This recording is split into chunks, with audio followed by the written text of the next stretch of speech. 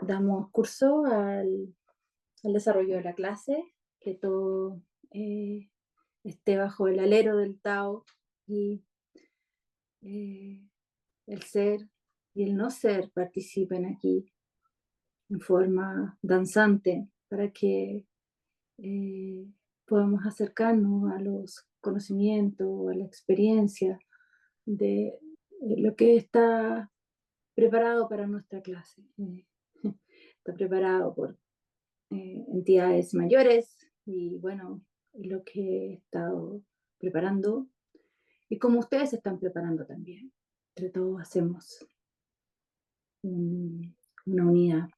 El I Ching es un camino para conocer la realidad que está expresada ahí en el Tao.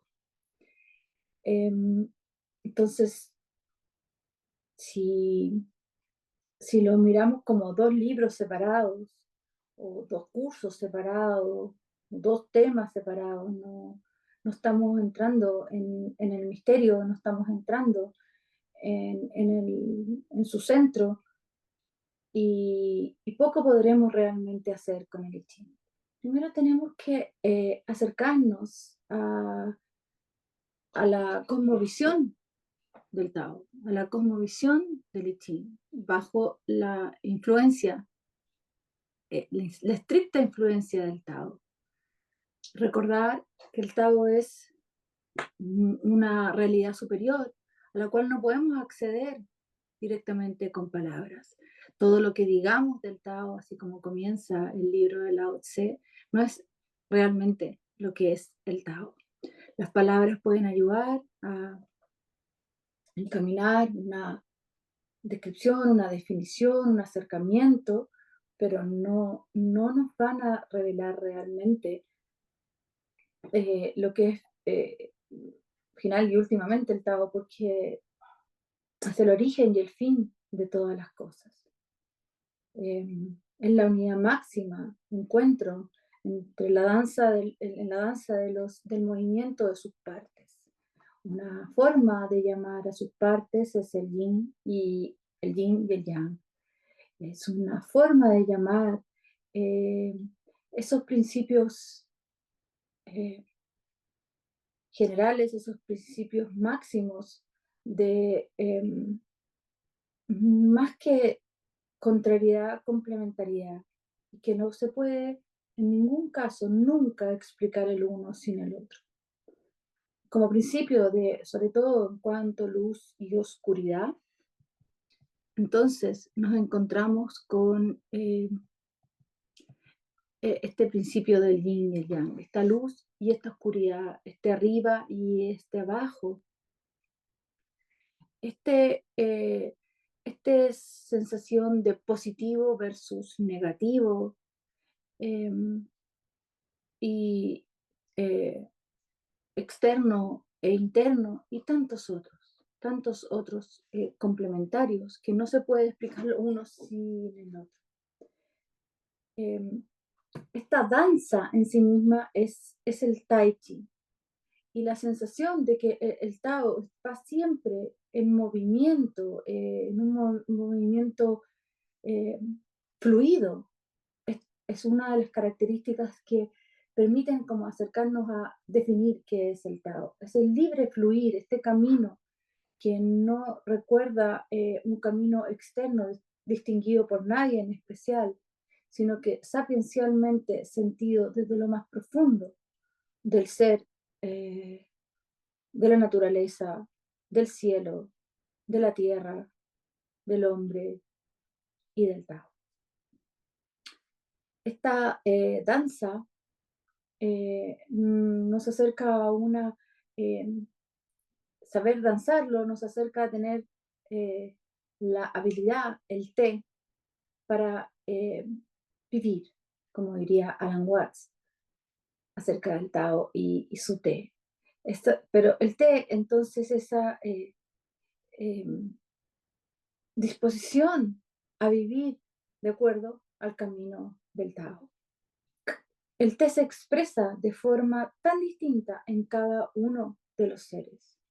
El Tao tiene 1000 formas de manifestación, 10.000 formas de manifestación, aludiendo metafóricamente a un infinito número de formas que han emergido de la madre misteriosa. Esta madre misteriosa eh, eventualmente la podemos definir concretamente como la tierra, pero aún es antes de que la tierra sea la tierra, es la eh, tendencia a que las cosas se manifiesten y se expresen fenoménicamente.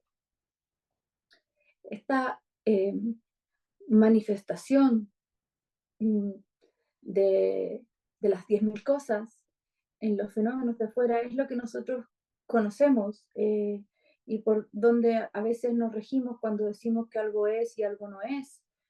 Algo tiene tal forma y lo otro tiene tal otra forma, porque son fenómenos que se viven distintos.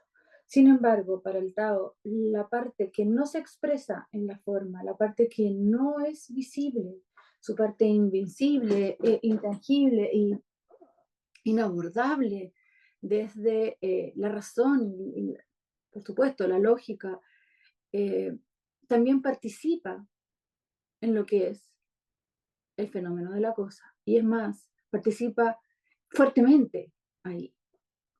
Entonces, cuando queremos conocer el oráculo del I Ching para conocer la manifestación de las cosas en el ahora, cómo lo ve, cómo me ayuda a conocer ese camino, este medio, el I Ching, está utilizando todas las metáforas esenciales del taoísmo, del Tao. Más bien, quiero referir al Tao, más que el taoísmo. El taoísmo es una religión pero es posterior. Y la filosofía del Tao, entonces, está proponiendo una base sapiencial para mostrar los distintos cambios, los distintos momentos, los distintos hitos que puede vivir la expresión de una cosa, sobre todo la expresión de una vida, de nuestra vida. Y es por eso también que está tan ligado al eh, mito personal, dado que la forma de leer lo que ahí aparezca eh, está 100% orientada a la lectura que el consultante tenga con respecto a lo que aparece en ese momento y en lo que se llama un hexagrama. En clases posteriores vamos a ir viendo claramente lo que es un hexagrama y cómo se diferencia de un trigrama. Pero antes que nada tenemos que entrar en su fenomenología, tenemos que entrar en su cosmovisión y eso es, creo, lo que más falta en los cursos de Lichín. Recordar y recordar y recordar y recordar la cosmovisión del Tao, porque con esa lectura, ya teniéndola más abierta, podemos entonces aventurarnos a una lectura puntual, momentánea, del momento, del instante, que arroje una respuesta a una situación subjetiva que está preguntando y viviendo el consultante. Me parece muy, muy difícil acercarse a una comprensión de lo que el oráculo nos pueda decir en el presente, porque está describiendo una situación del presente más que algo a un futuro lejano, a un mediano o largo plazo. Cuando todas sus expresiones están extremadamente ligadas, porque desde ahí vienen, con los simbolismos del Tao. Es decir, esta visión que tiene el Tao de poder expresar que confluyen en un mismo momento toda una serie de causas y efectos que no se viven entonces como causa y efecto, porque si se habla, por ejemplo, de la madera, vamos a ver que la madera está ahí, es un fenómeno, la conocemos, porque hay tierra y cielo. Solamente con tierra no tendríamos madera. Solamente con cielo no tendríamos madera. Es la base del fuego como combustible. Es a su vez lo que está al principio, antes de que se generen muchos de los metales, allá abajo, o en las minas, en lugares donde podemos conocer lo que permanece o lo que permanece mucho más, como es el metal versus la madera u otros elementos fenoménicos. Al mismo tiempo, recibe la, el regadío del rocío y va acumulando con esto agua, con todo un proceso en la tierra. Y entonces todos los elementos importantes para el Tao están presentes en ese único elemento. Por ejemplo, la madera. Esta confluencia de factores como multifactorial y al unísono, al mismo tiempo, es lo que caracteriza la visión del Tao. Y en cada uno de los hexagramas, estos van teniendo un orden distinto, pero son esos mismos elementos que tienen un arreglo distinto porque el momento está describiendo un arreglo distinto. A veces la montaña está arriba y el agua está abajo. Hay veces que el agua está arriba y la montaña está abajo. Hay veces que arriba hay una montaña y abajo también hay una montaña. Hay veces que arriba hay agua y abajo también hay agua. Hay veces que hay agua abajo y un trueno arriba. Hay veces que hay agua arriba y el trueno está en el fondo de la tierra. Estos mismos elementos se pueden ir combinando, dando 64 imágenes al, al consultante, en oferta, por decirlo. Pero una de estas es la que ha aparecido. Yo decía, bueno, también me pudo haber calzado si es otro hexagrama y que no hubiese sido el caldero, Tin. Y seguro también hubiera hecho una lectura eh, por ahí. Pero sucede que me salió el caldero y su lectura tiene todo que ver con lo que creo que representa el I Ching para estos tiempos y su nueva edición y toda una serie de momentos que estaba viviendo el I Ching en esos años. Entonces, la participación del sujeto, del que consultante en la lectura es tremendamente importante para eh, realmente abrir la lectura y asimilar esto en el camino de su mito personal.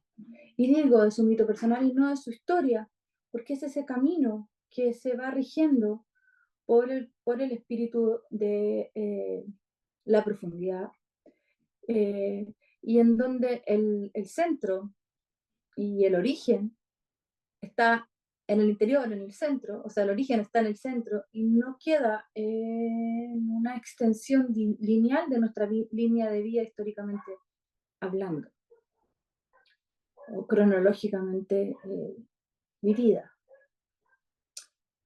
Entonces, ahí Jung relaciona en el prólogo que hace Ali Ching de Richard Wilhelm la importancia de considerar que aquí estamos bajo el efecto de la sincronicidad versus un método que se rija por la causa y el efecto. Y justamente la sincronicidad, como nos dice Jung, también nos dicen los físicos como Pauli, eh, no se rige por una linealidad entre causa y efecto, sino que hay dos objetos, dos situaciones que se relacionan entre sí y justamente desde un lugar o desde un método o desde una visión o desde una influencia a causal. Y entonces lo significativo es que el sujeto note la coincidencia de esos dos objetos. Y si el sujeto no las nota, no hay sincronicidad. Si ahora algo dije y pasó por ahí, algo exacto, y yo no lo alcancé a notar, entonces no hubo sincronicidad. Aunque haya dicho y haya pasado el mismo objeto, mencionado el objeto, pasa el objeto en un mismo momento, pero si no lo capto, no hay sincronicidad. Si no se capta, si el consultante no nota la sincronicidad entre el hexagrama que le ha recibido y su mito personal y su momento, entonces no está ocurriendo nada. Y por lo tanto, todo requiere, exige avanzar entonces en la lectura de un modo como se trabaja un símbolo. Porque muchos de los elementos pueden incluso referirse a otros tiempos, tradiciones antiguas, que hoy día no son tampoco así, de esa forma. Aunque la montaña sigue siendo una montaña y un poco, aunque pasen las eras, no va a cambiar mucho la cosa, la percepción de los futuros hombres y mujeres que vean una montaña con respecto a lo que es una montaña. Pero seguro, si ya vivimos como tomando un vehículo hacia otros planetas, nos movemos por galaxias distintas, como de una forma cotidiana y normal, como pueda pasar, no sé, en cuántos años más. Eh, la sensación de una montaña o la presencia de grandeza de lo alto de una montaña va a ser muy distinta a la que tenemos nosotros. Y el símbolo va a mutar un poco. Porque es esta montaña que vemos, por ejemplo, estoy jugando con la montaña, que vemos desde los pies de la montaña, básicamente. Y, y también sabemos que en algún momento esa tierra no estuvo así elevada una sobre la otra, haciendo un túmulo de tierra, sino que estuvo de otra forma, o mitológicamente estuvo, y también físicamente puede ser, que estuvo sumergida y de pronto despuntó en medio de un mar abismal y emerge la primera criatura que tiene, que aparece en el universo. Y aparece esa montaña, recordando en su cúspide el origen, porque fue lo primero que despertó, despuntó, cuando estuvo entera sumergida antes en un agua abismal. Entonces, eh, para muchos, este es un lugar sagrado, un lugar único, un lugar que une un axis en su centro, en donde se reúne el cielo con la tierra, y ir abriendo este simbolismo más y más permite acceder a su lenguaje metafórico. Si es que nos sale, por ejemplo, una montaña sobre una montaña, un hexagrama que es así. Y de hecho, cuando preguntó a Alan Watts, le salió ese en su libro que es el Tao. Esa lectura, además, y sobre todo, tiene que enriquecerse con la opinión, la sensación, la visión interna que tenga el consultante con respecto a lo que eh, emerge cuando se enfrenta al simbolismo de una montaña. Y ahí hay tantas cosas, ¿cierto? Que son imposibles de repetir de una vida a otra. Las experiencias vividas con con respecto a ese símbolo en particular. Entonces, fíjense todo lo que podemos abrir y abrir y cuánto esto se hace entonces muy significativo dentro de la lectura analítica, bajo el alero de la psicología junguiana. Que este método de amplificación, ampliación de lo que es para mí este símbolo, va a permitir llegar al centro y poder leer y darle una lectura simbólica a lo que en un comienzo no calza tanto. Y eso que una montaña está más fácil que, por ejemplo, leer recibir una concubina en la casa o una concubina que ha tenido una criatura, un hijo, ya tiene un puesto distinto en la casa.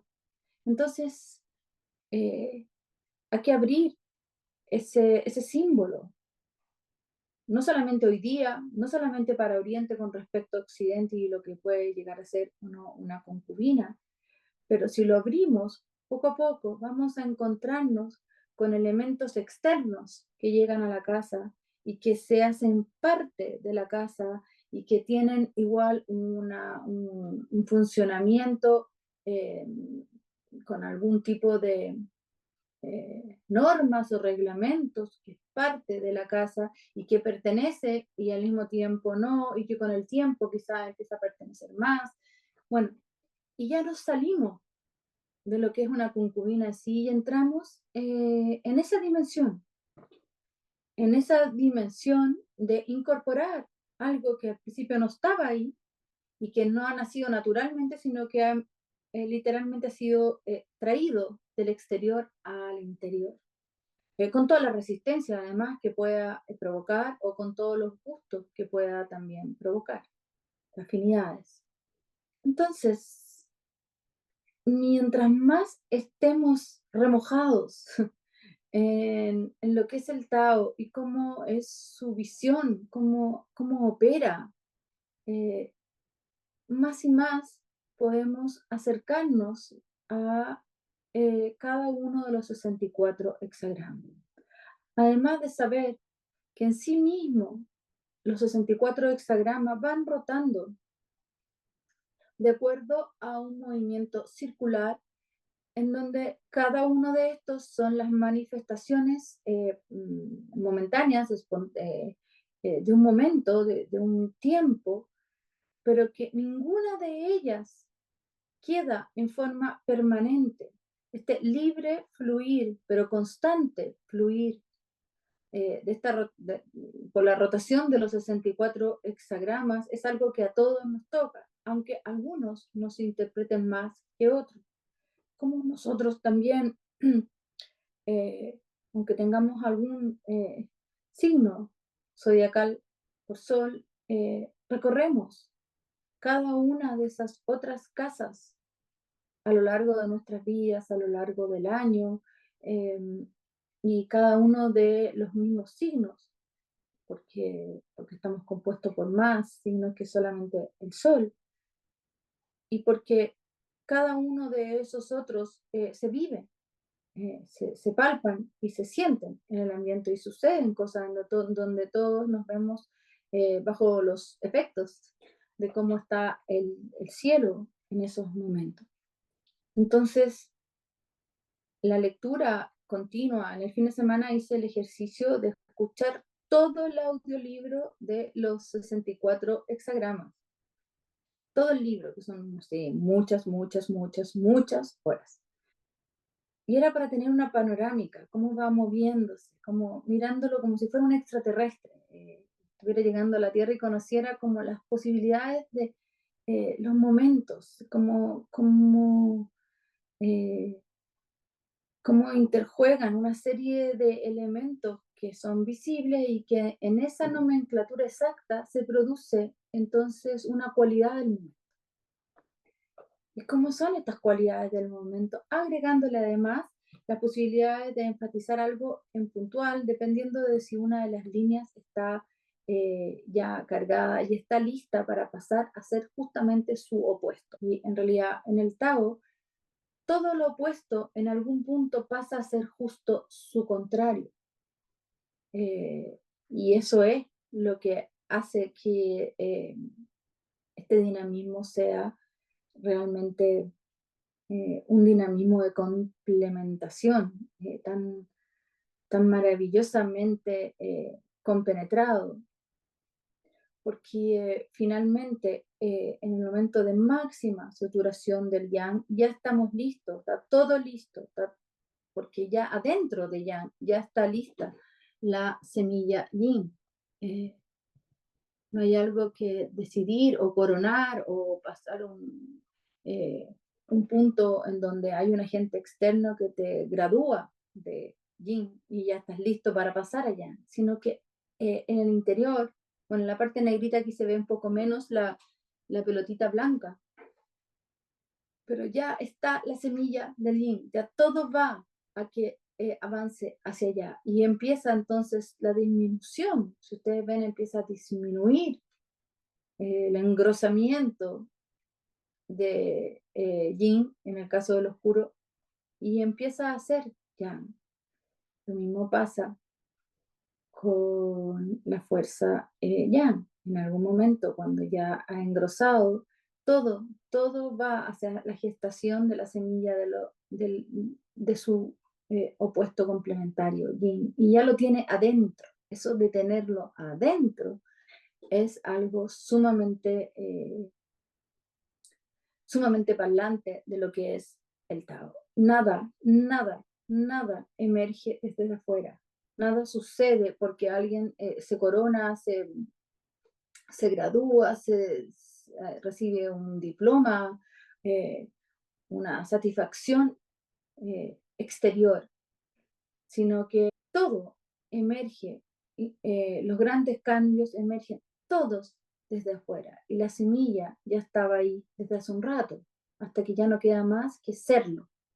Entonces, muchos de los hexagramas, cuando estamos hablando del aumento, va a llegar la merma, o cuando se ha vivido por mucho tiempo en merma, no queda más, y sobre todo cuando ya avanzas por las líneas a la última línea, la línea que ya tiene todo en su saturación, no queda más que vivir el aumento. No es algo que se decide, es algo que es el siguiente paso natural del Tao. Todo va a ir avanzando a que podamos poco a poco ir comprendiendo, ir acercándonos a, antes de formar los hexagramas, los trigramas formados por tres secuencias de líneas, ya sean continuas o discontinuas. Y cada una de ellas va a estar, bueno, tiene un nombre, y cada una de ellas está expresando algunos de los elementos fundamentales para la cosmovisión del Tao, como lo es entonces el cielo, la tierra, el agua, la montaña, la madera y el viento, el fuego. Todos estos elementos a su vez tienen cualidades, es decir, el elemento fuego, ¿cierto?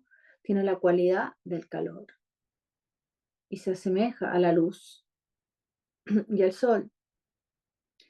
Y su nombre como trigrama o triagrama es Li. Y si nos fijamos aquí, además, aquí lo vemos ligado al sur, pero además tiene una composición, un dibujo que viene a resultar una imagen. Cuando leemos en el I Ching la imagen, estamos leyendo la imagen de el encuentro de dos triagramas juntos, o sea, un hexagrama, que en su composición hace una realidad única y eso arroja una imagen. ¿Qué es la imagen para el I Ching? La imagen es la visión desde el interior, la visión simbólica, la visión de los elementos que no son concretos, como poder decir dos trazos continuos, uno discontinuo, después uno continuo, sino que eso arroja una imagen. La composición de esos 6 elementos juntos arroja una imagen. Algo que nos está diciendo la imagen. Y esa lectura viene desde adentro hacia afuera, desde lo simbólico hacia lo manifiesto. Y es sumamente, sumamente importante al momento de considerar el hexagrama que nos sale. Pero ya solamente aquí con los trigramas podemos ir viendo imágenes. Y vemos que, por ejemplo, el fuego está representado por una línea continua arriba, luego una discontinua y una continua. No es que ahora vamos a repasar cada uno y cómo está compuesto, vamos a atrevernos a ir como soltándonos. relacionarnos con esto y no como algo que es antiguo, de algunos eruditos o viejos sabios de alguna cultura en particular, ni es porque es algo cultural, mucho menos. Eso es lo que menos nunca importa, porque la cultura sí importa, pero uno no aprende algo para tener más cultura. Aprende algo y realmente lo aprende cuando hace eco con el interior y ya lo incorporas. Y entonces sucede que a veces tienes más cultura, nada más. Por ejemplo, entonces, cuando vemos Li y el fuego, vemos que se forma algo que describe que hay un espacio interior que contiene simbólicamente algo y que está contenido afuera con estos trazos que son continuos. O sea, hay un trazo que es yang, uno yin y uno yang. Los discontinuos son ya yin, los continuos son yang. Pero aquí estamos solamente jugando, aproximándonos a visualizar qué podríamos decir, qué vemos ahí adentro, qué vemos en ese dibujo. Y cómo fue entonces que podemos resonar con que lo hayan llamado fuego. ¿A qué fuego se refiere este fuego que está contenido en el interior? Podríamos abrir y empezar a cada uno a decir, no sé, creo que podemos hacer eso también, pero sigamos revisando algunos más. Su contrario, lo abismal. ¿Quién? ¿Qué ven de contrario aquí? Bueno, hay elementos externos que son contrarios. Hay dos líneas discontinuas que están en los dos extremos y hay una continua que está justamente al centro. O sea, es como totalmente opuesto, ¿cierto? Eh, y las líneas discontinuas son yin, hay más yin que yang. Y como que en realidad se siente, o no sé si yo, pero siento que algo puede escurrir hacia afuera, a diferencia de lo otro que algo queda contenido allá adentro. La acción de escurrir nos acerca a lo que es el agua. Y cuando algo escurre por arriba y por abajo, no hay posibilidad como de contenerlo porque se mezcla con todo lo que es ya infinito. Nos acercamos a la sensación de lo abismal, que es el agua, es la luna, lo misterioso, lo que recorre todo lo conocido, pero al parecer esta agua, si estamos mirando el dibujo arriba, puede darnos la sensación de que puede correr sin atajo, sin límite. Es ese lugar, sin límite. Y como el agua va a correr, va a tender a correr hacia lo interior, hacia lo que está abajo, de arriba abajo, nos va a remitir a una sensación de que lo que está en el centro está entre medio de dos aguas que fluyen infinitamente hacia el misterio.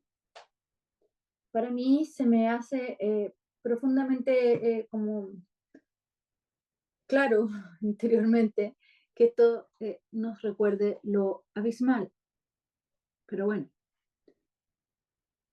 miremos hacia el oeste y veamos aquí en lo creativo, el cielo. Y está conformado, y este es un noroeste, ¿cierto? Está conformado por tres trazos yang, es decir, tres trazos continuos. Estos tres trazos continuos podrían transmitirnos la idea de algo firme, algo, por último, sólido, algo casi tangible, algo que se puede confiar, algo que se puede ver, algo que es positivo. Sí, ahí está. ahí está, viste paciencia en nosotros, algo que no tiene ninguna fisura, eh, algo ideal, algo que casi nunca es exactamente puro así, pero que es una tendencia.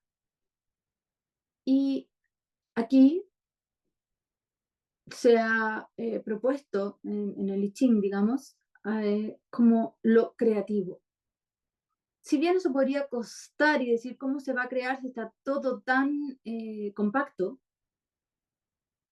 tiene tanto esa cualidad de compacto, de lleno, de full, que ya un poquito más y algo se va a romper y va a penetrar en otra parte. Y es por eso que es lo creativo. Y si lo miramos con su eh, verdadero como complemento, que es la Tierra, abajo, en el suroeste, vemos ahí lo receptivo, que es la Tierra, y es justamente lo contrario. Y en realidad es creativo no por sí mismo.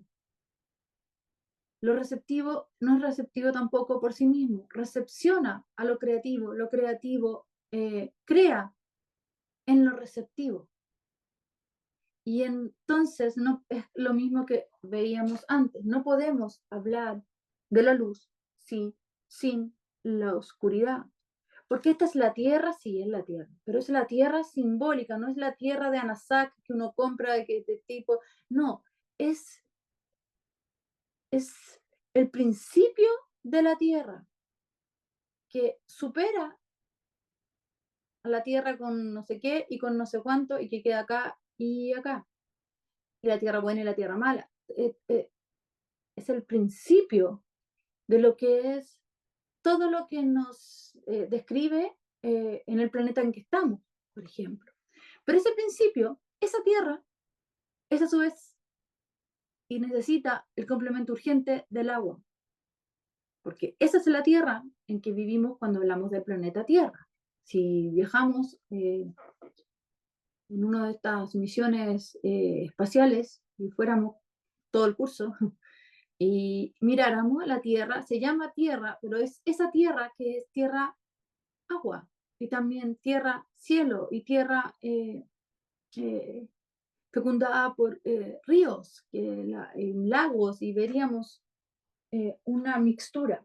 Pero ahí estaríamos diciendo, ¿y por qué entonces su complemento no es lo abismal y es lo creativo? Porque estamos hablando a nivel simbólico. No estamos hablando el agua el agua de regadío que pusimos en un jardín o en una siembra nacional de papas, eh, sino que en el complemento simbólico entre lo creativo, que ya no puede más de rigidez, de totalidad, más que rigidez, de totalidad en lo que es, y la tierra, que ya no puede más de apertura en lo que es. Y una apertura más para la tierra, ya se forma un trazo ya no puede más abierta, porque ya no sería la tierra. Eh, y comienza el ciclo de el cierre, el primer cierre, el de abajo, y entonces comienza el retorno hacia arriba. No solamente es importante, es crucial, es la única manera de acceder a la lectura del I Ching, es ir leyendo estos componentes de los hexagramas, es decir, sus triagramas en forma simbólica. Kun es lo receptivo, en su nivel más ideal, total, casi invivible por sí mismo, sin lo creativo a su vez complementando. El lago, fíjense que la imagen no se acerca a poder recepcionar simbólicamente o casi ya como un signo, un lago, o sea, fácilmente como, ahí está el dibujo, ¿no? Lo sereno, el lago, son las exhalaciones también. Fíjense en esta cualidad de que el lago exhala hacia arriba, entrega hacia arriba, porque abajo, como está compuesto siempre el primer elemento que se describe es el que está más abajo, luego el segundo es el que está segundo más abajo, después el tercero más abajo en un triagrama y en un hexagrama, bueno, así hasta el 6. Pareciera que esta fuerza yang de estas dos líneas continuas están a punto ya de, como les decía, están tan llenas que van a salir, va a emerger algo, en este caso, agua, en esta apertura. Pero hay una sensación de que viene hacia arriba, más de que baja hacia abajo. Contrario al opuesto del este, cuando vemos ahí la madera, como la madera, la conmoción y el trueno, hay una sensación de que algo va hacia adentro también. O en su contrario totalmente opuesto, que sería con respecto al lago, digo, en Zoom, lo suave, el viento y el penetrar. Y es que abajo está abierto y pareciera uno que por un lugar, por ahí mismo, lo sólido, dos líneas sólidas sobre una débil o frágil o fracturada o discontinua, va a tender a entrar, sí o sí, porque en la base hay una apertura, va a ir hacia abajo aquello, a diferencia de la exhalación del lago y lo sereno que va a subir, pero suavemente. Por eso también se llama lo sereno. Y aquí va a bajar suavemente, porque hay solamente un escalón partido. Diferente sería si hay dos partidos y hay algo arriba, que es como una viga que se rompe en el medio. Estas son sensaciones que nos va otorgando la imagen cuando estamos relacionándonos con lo que puede simbolizar cada uno de estos trazos, ya sean continuos o discontinuos. Y poco a poco, mirarlos y seguir revisándolos, vamos a ir sintiéndolos más y más. Fíjense que la montaña, yen, el tenerse quieto, es como, estate quieto, pero es tenerse quieto. La montaña, el reposo, es, no es esa quietud porque has sido adoctrinado, limitado, controlado, no sé si le dije, sino que es aquietarse. Y ahí volvemos a Jung y bueno, y cosas que parecen tan interesantes y que sí leeremos en El secreto de la flor de oro, cómo es que nos invita a entrar en una dimensión que enseña el Tao, que en este libre fluir y en este wu wei de no forzar, más que nada todo está relacionado con no forzar el propio camino y la propia naturaleza, ya que yo soy la propia naturaleza. Y entonces ahí Jung dice, es como dice Master Eckhart en las lecturas de lo que leyó de aquel señor, como monje o padre, de seguir esto de vivir, dejarse vivir, en vez de dirigir siempre la vida, dejarse vivir, que es un concepto que en nuestra visión de mundo se dice, se expresa y más, se experiencia poco. Bueno, allá nos lleva la montaña. Pareciera ser que la montaña entonces con su trazo discontinuo abajo, primero, discontinuo el segundo y continuo arriba, hay un tesoro, por decirlo, que está ahí oculto, pero en algún momento hay una sensación de que eso que está abajo va a emerger, va a despuntar, se parece a esa montaña que les digo yo, que la colina primordial, que recién emerge de las aguas abismales. por cierto, ahí hay agua. Pero también, por cierto, hay una criatura que está buscando romper esa tapa que hay arriba, ¿cierto? Y salir, despuntar y crecer alto, grande, pero al mismo tiempo es una criatura quieta, que se tiene quieta, que está en reposo. Posiblemente es distinta la sensación a lo que vimos recién del viento, lo suave. Hay una nomás línea entrecortada abajo y dos continuas arriba. Hay una sensación de que lo de arriba va a superar a lo de abajo porque hay mucho peso y va a bajar. Y entonces más bien va a penetrar hacia abajo. Aquí pareciera ser que se va a elevar hacia arriba, lo que sucede con una montaña. Y el trueno, que es la conmoción, y la madera y el trueno, ambos, tiene que ver con un movimiento hacia lo interno, un movimiento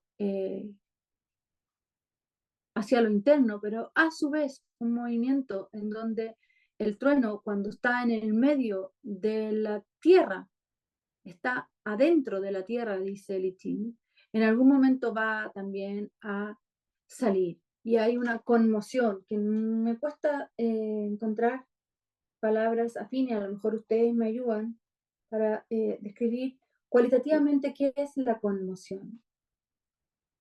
Pero es algo significativo, sustantivo, que va a suceder. Y cuando en el hexagrama te toca la conmoción, uno de los trigramas está formado por la conmoción, como la que estamos viendo aquí. Esta conmoción, que es algo grande que va a suceder, perdón, está ligada a la montaña, no al trueno. Es algo importantísimo que va a emerger desde abajo hacia arriba. Y en cambio, lo que sucede con la madera y el trueno, perdón, es lo suave, lo que emerge de una forma eh, más tranquila, quizás porque hay solamente un trazo yang abajo, pero abajo, entonces va de abajo hacia arriba. Y va de abajo hacia arriba lo fuerte. En cambio, en la conmoción va de abajo hacia arriba lo débil, pero en dos trazos cortados ya se suma mucho, mucho, mucho de lo abismal. Tiene una fuerza aquí para despuntar y crecer. Todas estas lecturas las podemos mirar y leer una y otra vez hasta ir de poco integrando después un trigrama con otro trigrama y haciendo una conjunción. Pero lo que yo quería en esta clase es que nos vayamos acercando a las cualidades eh, fenomenológicas que producen estos símbolos cuando están además asociados a un elemento de la naturaleza que sí conocemos. Y si no lo conocemos, también lo conocemos. Si nunca hemos visto una montaña, sí hemos visto una montaña. Si nunca hemos visto un trueno, sí hemos visto un trueno. Pertenece a nuestra remanente arquetipales que están ahí y todos sabemos de qué se trata. Pero además, entonces, como vimos, está la imagen de los símbolos en sí, que se va formando este dibujo entre los trazos cortados y los continuos, o discontinuo y continuo. Los discontinuos, repito, son yin, los continuos son yang. Hay una estrecha interrelación, interjuego, y ninguno de estos sucede si no estuviera el otro. O sea, es decir, incluso cuando tenemos tres trazos yang o tres trazos yin, como lo sucede respectivamente con el cielo y la tierra, podemos entonces, como les dije, recepcionar lo simbólico de la tierra siempre en interjuego con el cielo, con la falta de cielo. y con la llamada a que el cielo se presente o ocupe ese espacio o se funda con la tierra. Está ahí pidiéndolo a nivel latente, a nivel tácito. Entonces, aunque no aparece, siempre está. Y cuando está muy exagerado, dependiendo de que si algunas líneas, eso lo veremos después, están eh, sobrecargadas de aquello, lo único que queda es pasar a su contrario. Aquí en el capítulo 25, la naturaleza universal del Tao. Y me parece que aquí también es un posible comienzo, porque todo nos lleva a que en el mundo fenoménico todos los elementos fluyen desde otro. Hay una suerte de causalidad en la naturaleza que se termina totalmente cuando ya accedemos a lo que es el Tao. Porque el Tao no tiene ninguna causa, ni es un efecto de nada, porque no hay nada por sobre él. Y todo fluye por sí mismo. Esta invitación de fluir por sí mismo también en el Tao, también está expresada en lo que es la naturaleza. Y si leen el libro de Alan Watts, que es el Tao, vamos a ver que en este concepto del Wu Wei es dejar, no forzar, y también no forzar, porque hay un fluir que es por sí mismo, y que es la consigna del Tao.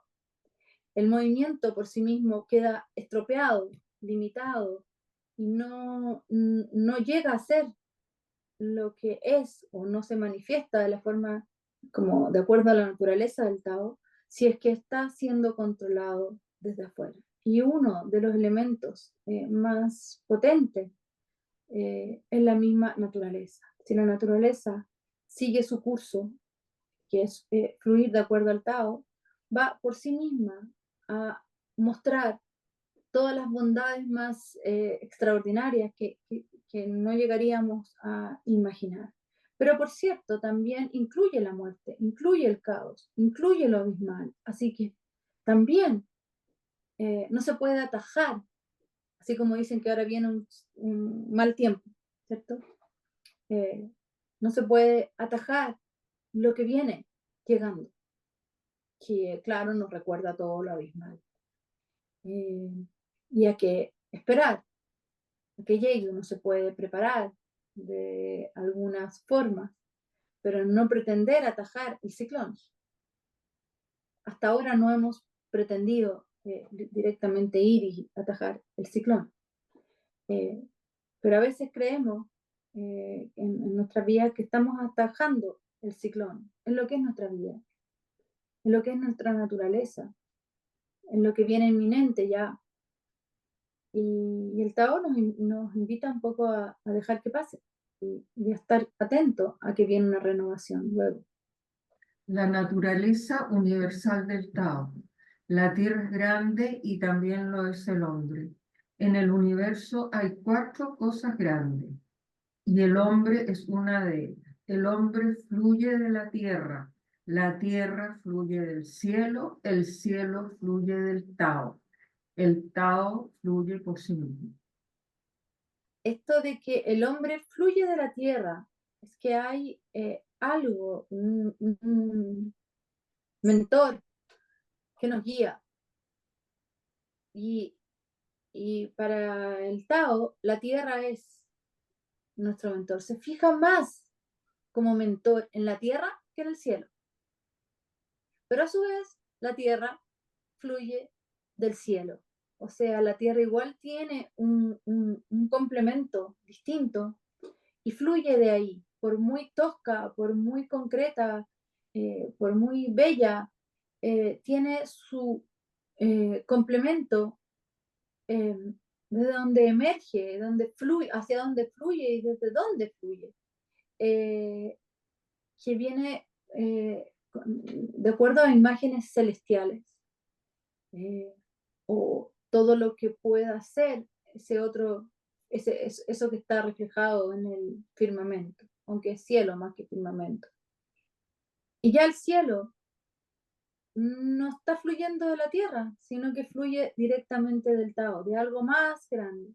Como que cada vez vamos avanzando, al parecer, en esta lectura y en esta visión en donde el cielo es algo más, por último, vago, inacible, intangible con respecto a la tierra.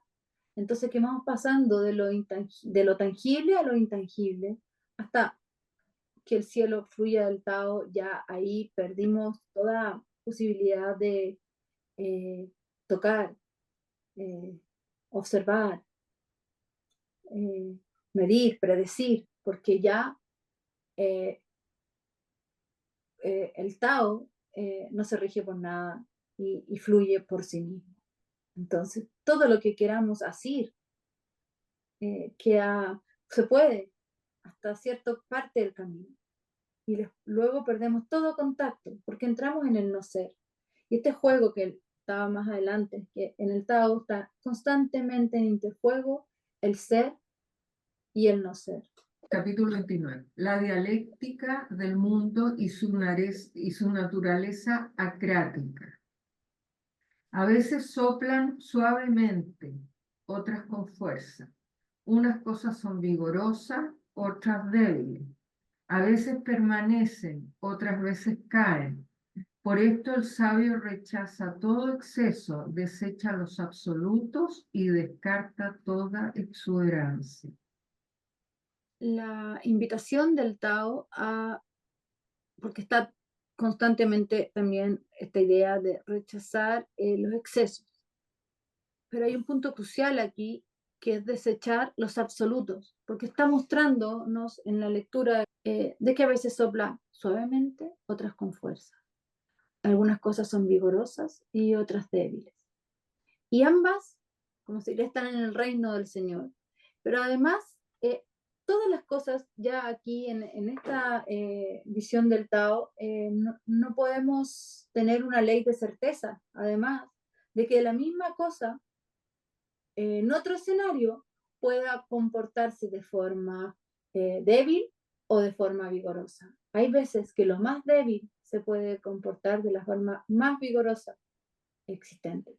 Y hay veces que lo más fuerte se puede comportar de una forma débil. Y eso lo pueden, por ejemplo, en la arquitectura, en los terremotos. De repente una flor quedó ahí donde mismo. Y de repente una construcción absolutamente vigorosa se ha comportado en forma débil, ha caído. Pero bueno, superando el ejemplo de la arquitectura o del terremoto, entrando en nosotros mismos, siempre el ejercicio hacia nosotros mismos. Hay veces que estábamos preparadísimos para una prueba y respondimos en forma débil. Hay veces que creíamos no saber y la respuesta o la nota o fue contundente. Hay mucha correlación en el mundo de las 10.000 cosas a veces entre causa y efecto. Pero ya cuando estamos en el terreno del Tao, a veces sucede justo lo contrario. Y aquí hay siempre una relación entre debilidad y fuerza sumamente complementaria. Porque si quieres tener una respuesta vigorosa, comienza tomando en cuenta lo más débil. Capítulo 33. Discernimientos extrínsecos e intrínsecos. El que conoce a los demás es inteligente, el que se conoce a sí mismo es iluminado. El que domina a los demás es fuerte, el que se domina a sí mismo es poderoso. El que se contenta es rico, el que se esfuerza sin cesar es voluntarioso. El que permanece en su puesto vive largamente. El que muere y no perece es eterno. Cuando has cultivado, según el Tao, una vida en donde te saltas la primera frase y lees, el que se conoce a sí mismo es iluminado, y el que se conoce en el fondo interna, intangiblemente, y accede a ese no ser, a ese lugar espiritual, a ese lugar no tangible, y fortalece eso, y se contenta, y entonces es rico, bonanzas intangibles.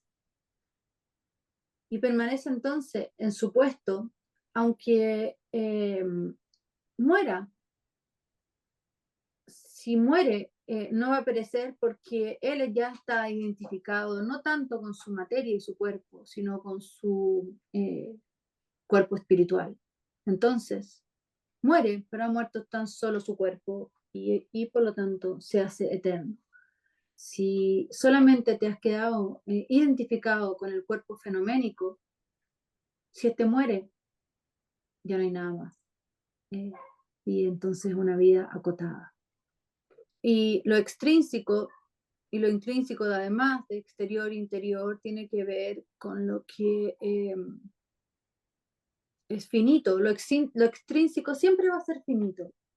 Lo intrínseco siempre es eterno, porque como se surte a sí mismo de una fuente inagotable, eh, lo intrínseco te lleva a la eternidad y lo extrínseco, conocer allá afuera, en algún punto terminas de conocer, si uno pudiera, terminaría de conocer. ¿Sí?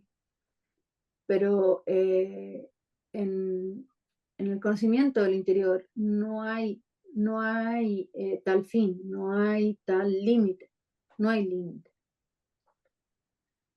Es el que contiene todas las partes en su interior. Y es por eso que no podría fluir de otra cosa porque ha contenido todo lo que hay. Y esta forma de mencionar las tres cosas es también una metáfora. Por eso dice, el Tao genera al uno, el uno genera al dos, el dos genera al tres y el tres genera a las 10.000 cosas. Pero estas 10.000 cosas, tanto el dos, el tres y las 10.000 cosas, eh, son pasajeras. El uno y el Tao son lo mismo. ¿Y por qué diferencia la palabra uno y Tao? Porque es una forma de manifestarse. Una hipóstasis del Tao es el uno. Capítulo 39. Unidad como base de la prosperidad. Humildad como base de la grandeza. De las cosas antiguas no faltan las que alcanzaron la unidad. El cielo alcanzó la unidad y se hizo diáfano. La tierra alcanzó la unidad y se volvió tranquila. El chi alcanzó la unidad y se hizo poderoso. Los manantiales alcanzaron la unidad y quedaron colmados. Los 10.000 seres alcanzaron la unidad y pudieron reproducirse. Los reyes y príncipes alcanzaron la unidad y se convirtieron en gobernantes soberanos del mundo. ¿Para qué la división? ¿Para qué necesitamos dividir para echar a correr la bolita del existir, no de la vida, de la existencia? Pareciera ser que todo el trabajo en nuestra vida, todo nuestro existir es un interjuego entre esta realidad de opuestos que se complementan. Pero antes estuvieron unidos. ¿Para qué se dividieron?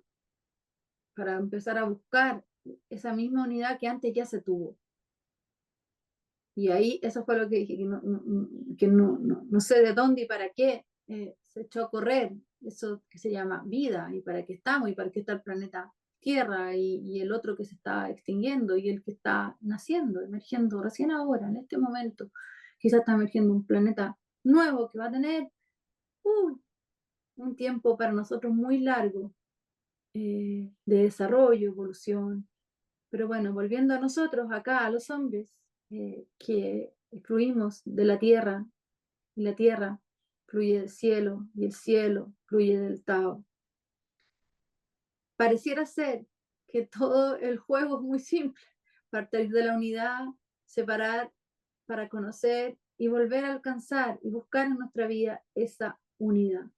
Y pareciera ser que de eso se trata no más. Y todo lo demás pareciera una disculpa, una limitación ante la cual nos identificamos tanto. De repente se nos dio vuelta un tarro de café y pucha, ya teníamos todo ordenado y perdemos la vida en ese momento. Pero es solo un interjuego de momento para volver a alcanzar esa unidad.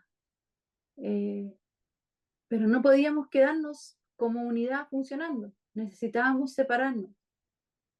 porque esa exigencia de la otra parte, traerla e integrarla, como es el proceso de individuación en el lenguaje de Jung, es la que nos exige movilizarnos, salir, como dice Jung, de nuestro mayor pecado. Como dice Jung, lo dice exactamente así, la inercia. La inercia es estar en física en estado de movimiento cero. Entonces, como al parecer todo tiene que ver con movilizarnos, movernos, el movimiento, la danza, el fluir, solamente nos movemos porque algo se ha separado. Estaría todo listo ya, podríamos decir, quizás en términos concretos y pedestres, no estamos vivos. Estamos vivos porque algo se ha dividido. También podemos mirarlo así. Esto es un nivel metafísico. Y luego, en un nivel psicológico, este señor nos está llevando, o un conjunto de señores que creó este texto, llamado Lao Tse, nos está llevando finalmente a verlo en lo que vamos a leer, lo que le sucedió al cielo, a la tierra y al chi, que es la energía, a los reyes y príncipes, como que bajó así, demasiado rápido aterrizó. Alcanzaron la unidad y se convirtieron en gobernantes soberanos del mundo. Pero creo que no se está aludiendo literalmente a los reyes y príncipes, sino a esa condición alta de cada uno de los seres humanos en o sea, esa condición a la cual eventualmente podemos llegar de alcanzar la unidad y pasar a ser como reyes, como príncipes. Porque ahí recién somos gobernantes soberanos del mundo. Pertenecemos al mundo y gobernamos nuestro mundo. ¿Desde qué? Desde esta unidad interna. Esta unidad no se alcanza afuera, ni es un tratado de paz de un país con otro, de amnistía de estos con estos. Es una unidad interna, es una unidad con mayúscula. Pocas veces vemos la palabra unidad con tanto énfasis en la mayúscula, posiblemente gracias al traductor. No sé si, pero de seguro fue también en el lenguaje chino antiguo ancestral fue remarcada. El cielo alcanzó la unidad y se hizo diáfano, transparente, sagrado. La tierra alcanzó la unidad y se volvió tranquila.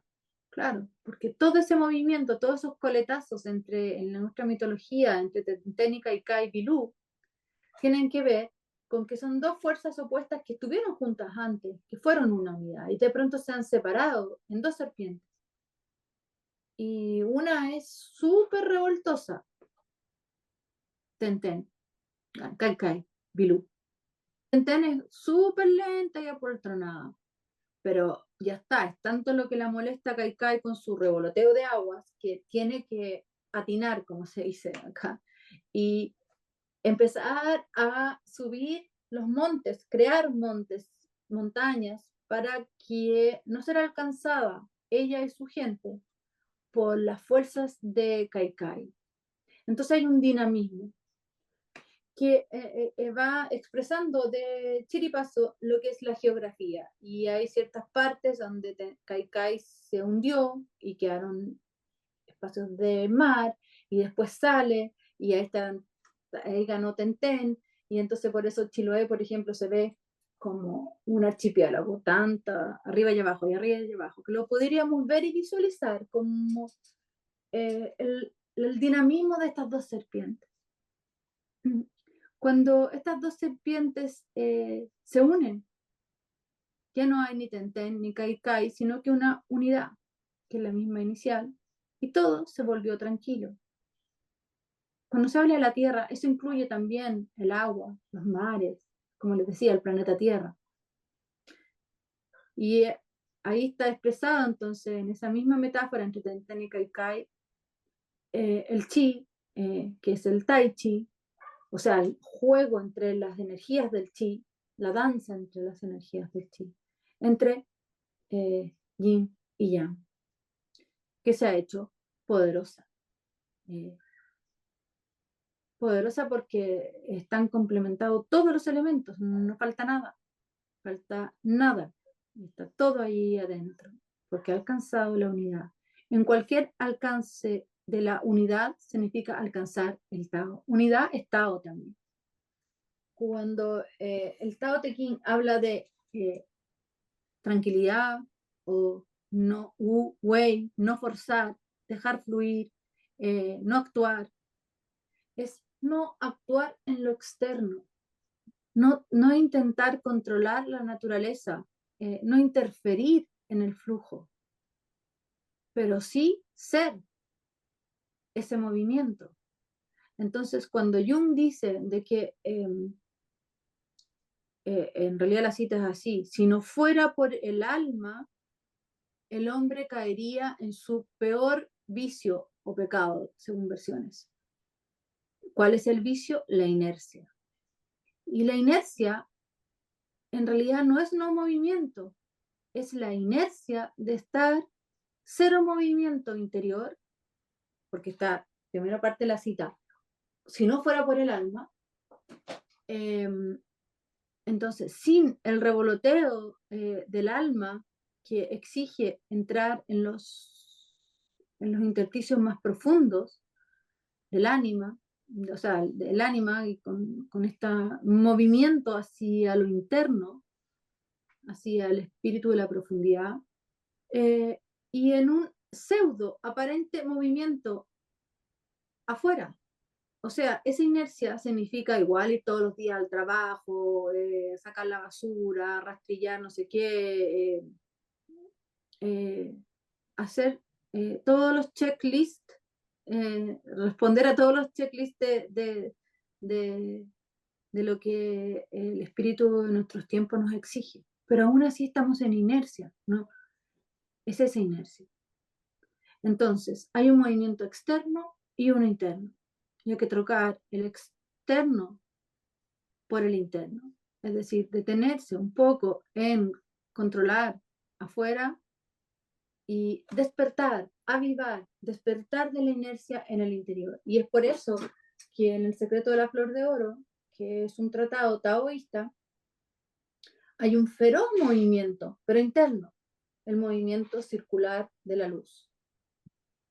Cuando estás muy pegado, o uno dice literalmente en inercia, es decir, esto lo hice por inercia, manejé para acá como por inercia, es seguir en un piloto automático, forever and ever, hasta el día de tu muerte, sin haber entrado en este movimiento circular de la luz interna. Además de esa danza entre lo exterior y lo interior, hay una danza al interior entre lo interior y lo interior.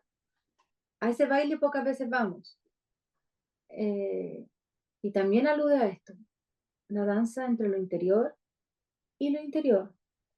Es por eso que Jung en su libro rojo nos muestra en estos diálogos internos un aspecto y otro aspecto interno representado, personificado en una serpiente y Elías, o una serpiente y Salomé, o Gilgamesh en el personaje de Sindúbar, a él y a otro que todavía no conoce el reloj y se enoja o no conoce los fósforos, pero es el mismo Jung, en donde ha echado a correr una danza entre interno con interno.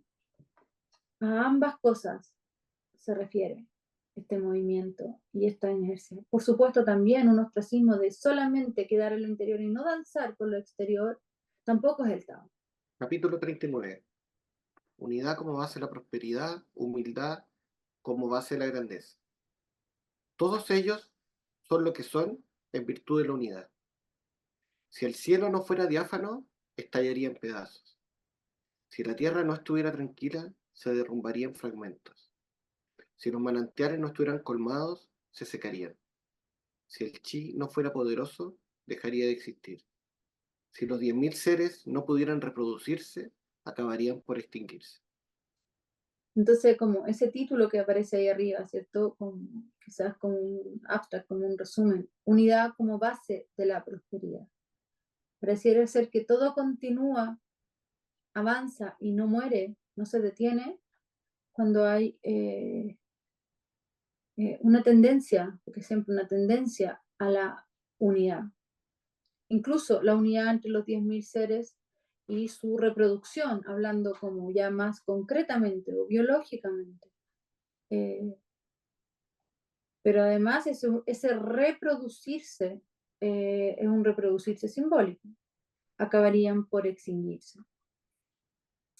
Porque hay una unión entre ánima y ánimos, hay una hieros gamos, que da vida a un niño divino. Y si esas criaturas no se reproducieran, el ser humano como ese ser humano eterno, ese que puede perdurar pese a la muerte, acabaría por extinguirse. Esta lectura que nos lleva ahora en el capítulo 41 a acercarnos a esta... constantemente el libro del Tao Te Ching nos lleva a encontrarnos con la ambivalencia, con la paradoja. Es una forma de acceder tan distinta a la del pensamiento racional. Si algo es de esta forma, entonces el enunciado opuesto es su contrario y es por lo tanto falso. Pero aquí vamos viendo justamente cómo lo uno se puede reflejar en su opuesto, cuando ese opuesto ha alcanzado el extremo. Y eso lo vemos, y eso nos permite acercarnos a estos hexagramas que cuando ya están saturados de lo que son, porque están siendo al máximo aquello, entonces ya no queda otra cosa que sí o sí va a tocar habitar el momento con el hexagrama complementario. Por ejemplo, como les he dicho acá en esta sesión, el aumento y la merma. Cuando algo ya, por lo general podríamos decir, bueno, cuando algo aumenta mucho, mucho, mucho, ya llega, no nos queda otra que algo empiece a desfondarse y a mermar. Pero también cuando algo ha mermado al máximo, no le queda otra que subir. Y ese nos ayuda un poquito más, dado nuestra visión del mundo, quizá a poder leer, a asir lo que aquí aparece en el capítulo 41. En consecuencia, se dice que el pasado brillante parece empañado, progresar parece retroceder, el modo fácil parece arduo, la mayor virtud parece vacía, la gran pureza parece sombría, la virtud más sana parece inadecuada. Cuando algo accede a su mayor virtud, virtud es una de las palabras para reemplazar te, habilidad para vivir, parece vacía. Pareciera ser que no es una vida grande, no es una vida poderosa quizás, no es una vida, qué sé yo, exitosa, elocuente. Uno podría creer que podría parecer vacío. Es una vida pobre, vacío en cuanto a pobre, en cuanto a falta de, le falta agallas, le falta vida, le falta, qué sé yo, riqueza, poder, y ese ha alcanzado muchas veces la mayor de las virtudes, porque se vive desde su Tao. Pero el siguiente igual es como fuerte. La gran pureza puede parecer sombría, es fuerte, porque pureza es claridad. Pero por cierto, la gran pureza, y eso también está muy teñido por nuestra visión de mundo, de hecho esta palabra en griego es puritó, se le llamaba a la luz que emerge del fondo abismal, del fondo infernal. Así se le llamaba a la Virgen, a la diosa cretense, Ariadna, y que viene a representar la luna allá arriba, después en su visión más antigua como Artemisa, pero esa luna ha emergido del fondo más abismal, y por eso se le llamaba Purito a esa luz que emerge en el fondo de la máxima oscuridad infernal, o digámoslo en el lenguaje griego, del inframundo. Entonces, no estaríamos muy como acostumbrados a decir que la máxima pureza de esa Virgen Luna se encuentra flanqueada por el abismo más estrepitoso. Pero es justamente ahí donde emerge Purito. Purito es algo sumamente luminoso que exige, que nace en el medio de la condición más saturada, con mayor saturación de oscuridad, y por eso misterio y todo eso. Entonces la gran pureza a veces puede parecer sombría porque está inmersa en los misterios, toca lo misterioso, y eso puede parecer como sombrío, de contacto con lo sombrío, perteneciente a lo sombrío, y es ahí donde aparece la mayor pureza. En el medio de la mayor oscuridad. Y la mitología es por eso tan parlante, porque no hay nada mejor que la mitología para poder describir. Y por último, el origen de la palabra pureza, como le digo, griega, que es esa luz que ha emergido en el fondo más oscuro de la vida. Y así es como emerge la luna llena después arriba, pero en una noche abismal, en una noche oscura, luego de que ha pasado, transitado por la máxima de las oscuridades. Amanece, amanece en la mitad de la noche este faro de luz. Estos son los principios del Tai Chi en su pureza máxima. Y entonces, la mayor, por ejemplo, saquemos la palabra pureza, convertámosla como la hace el mito griego en luz, la luz lunar. La mayor de la luz lunar la podemos ver en un lugar, en la máxima oscuridad. Va a ser por contraste la posibilidad de ver más luz. Cuando tú estás viendo la luna en un lugar con mucho tendido eléctrico, ya se ve menos, o las estrellas se ven menos. Entonces, para ir a encontrarse con esa mayor pureza, también tenemos que estar al mismo tiempo, y así comenzó la clase de hoy, en contacto con lo más sombrío, lo más oscuro. Y aquí en el Tao no pasa una cosa y después la otra. Está hablando que al mismo tiempo, eso de la unicidad del momento, que es lo que te encuentras en el I Ching, puedes encontrar la mayor pureza justamente por estar habitando, experienciando la mayor oscuridad, porque ahí entonces el complemento se ve ya al extremo de virtuoso, la luz en su máxima oscuridad. No así cuando estamos en una gradiente y hay mucha luz y aparece otra luz, entonces no es la máxima luz. Y bueno, ir al origen de la palabra pureza, en este caso, que tiene que ver, la palabra, si ustedes van al origen de qué significa pureza, es la luz en el medio de las tinieblas. Más que algo beato, por decirlo, no sé, por decirlo algo así. Tiene que ver con alumbrar en el medio de las tinieblas.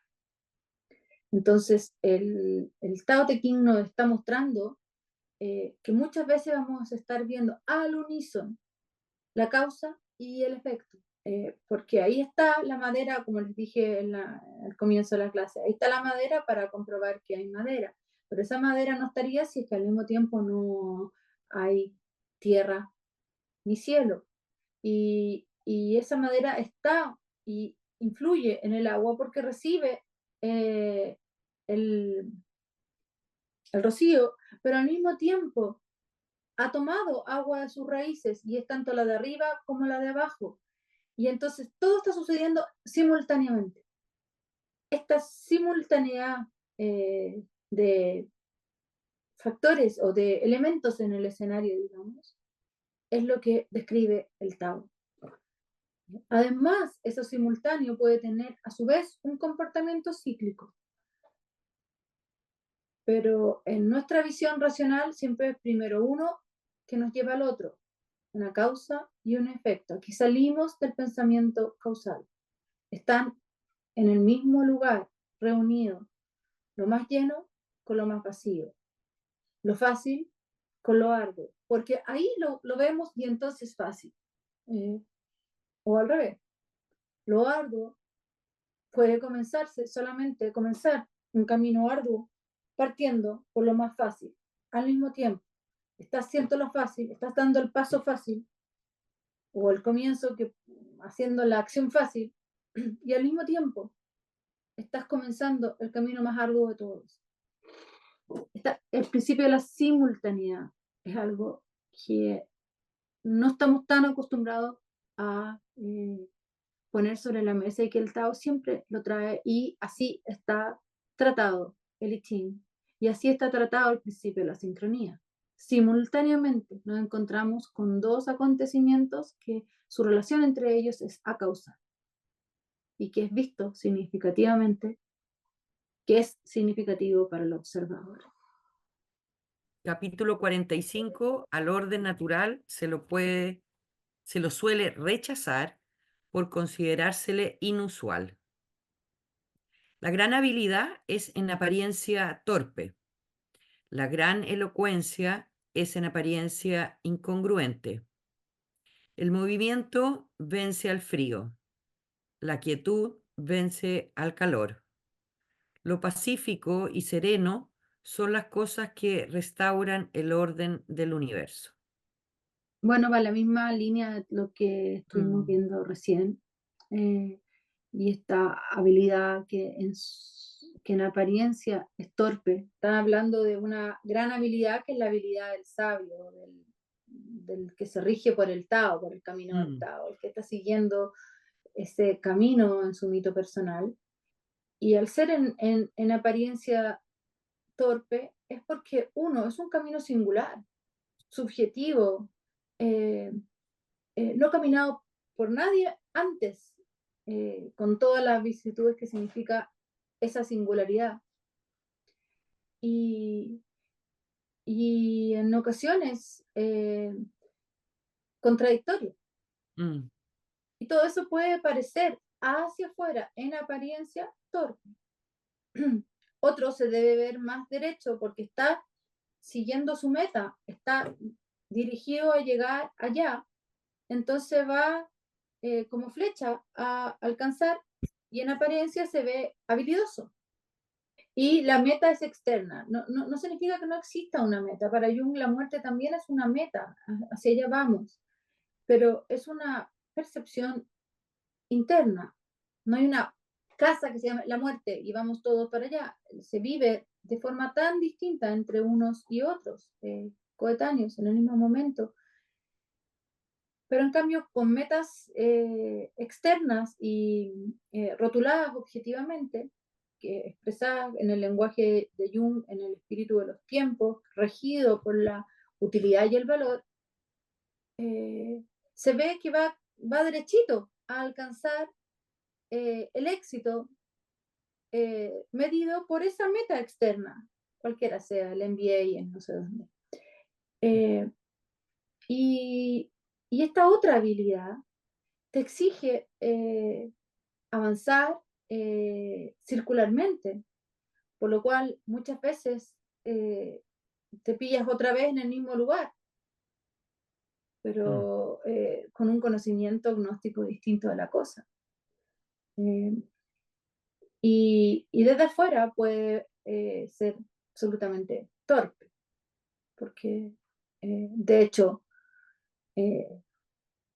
fracasado incluso. Capítulo 47. El conocimiento no se obtiene de la apariencia exterior, sino de la esencia interior. Sin salir de la puerta se conoce el mundo. Sin mirar por la ventana se ve el camino del cielo.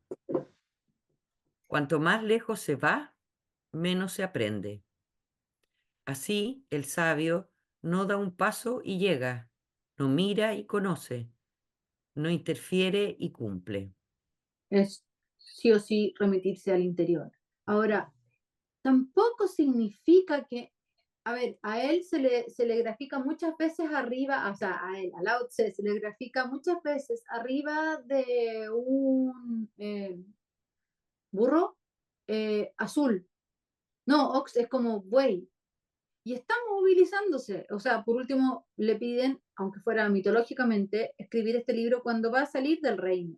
Cuando se aburrió ya de la vida palaciega, no quiere trabajar ahí y dedicarse a una vida más solitaria o otra, quién sabe a dónde iba. Él se está desplazando. No es tanto no desplazarse hacia afuera en el sentido tácito, literal, sino que si vas a buscar conocimiento, si el conocimiento lo vas a buscar afuera, aunque no me mueva de mi escritorio, y no indago primero adentro, no busco adentro, en el fondo es la búsqueda agnóstica, que todo el conocimiento se adquiere del mundo, se adquiere mirando hacia adentro, es la búsqueda gnóstica. Hay veces que te puedes desplazar, pero mientras te desplazas tienes que ir conociendo hacia adentro, no esperando quizás al guía que te muestre quién es Atenea versus, si vas a Grecia, versus Artemisa, sino que sentir, mirar esa escultura, conocerla, sentirla adentro, qué te habla, qué resuena, qué experiencia tienes cuando estás enfrente de aquello. Es mucho más eso que desplazarse o no físicamente. Es que estamos esperando que afuera nos explique otro. Y no estamos escuchando los indicadores internos. Tuve una felicidad inmensa cuando estuve sentado en ese templo con 3 piedras y sentí esto y esto y esto. Y hay una experiencia que te transmite tu interior. Entonces, sin salir de la puerta se conoce el mundo. Puedes salir o no de la puerta, pero no necesitas hacerlo para conocer el mundo, porque el mundo queda adentro. Esta idea del Tao tan relacionada con la psicología junguiana del microcosmo y el macrocosmo. Está allá afuera reflejado.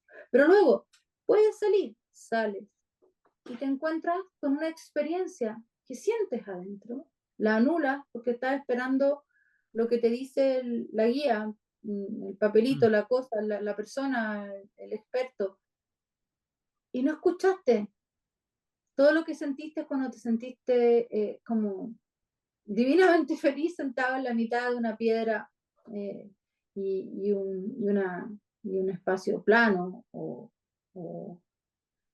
rocoso, al revés.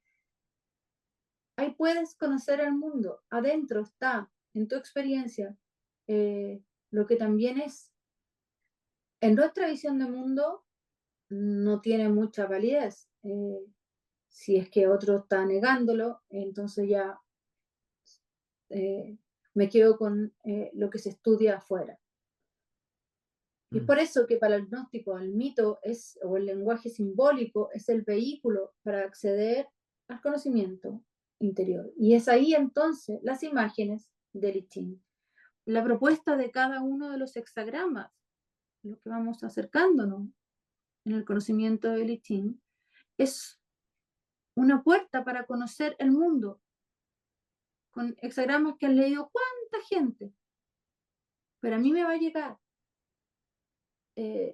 una imagen interna de acuerdo a esta capacidad de ir y recogerla, porque el mundo está dentro.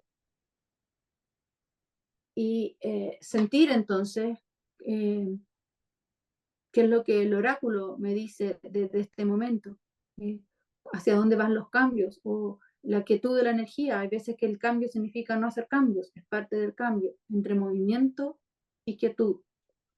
En realidad, movimiento y quietud son todas las fuerzas más poderosas que puedes encontrar en el libro de los cambios.